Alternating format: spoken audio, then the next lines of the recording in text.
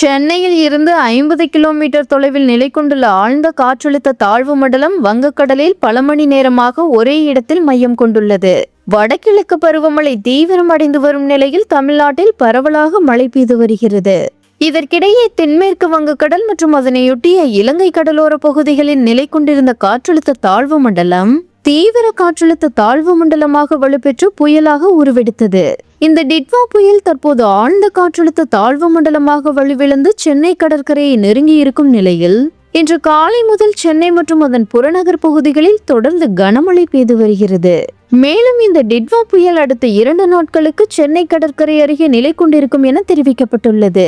இதனால் சென்னை, திருவள்ளூர், செங்கல்பட்டு, காஞ்சிபுரம் உள்ளிட்ட 4 மாவட்டங்களுக்கு ரெட் அலர்ட் விடுக்கப்பட்டுள்ளது.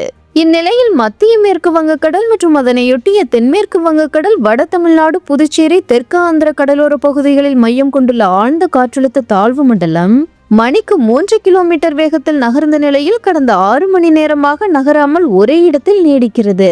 கரையை கடக்கும் போது சென்னை, திருவள்ளூரில் கனமழைக்கு வாய்ப்புள்ளதாக தகவல் தெரிவிக்கப்பட்டுள்ளது.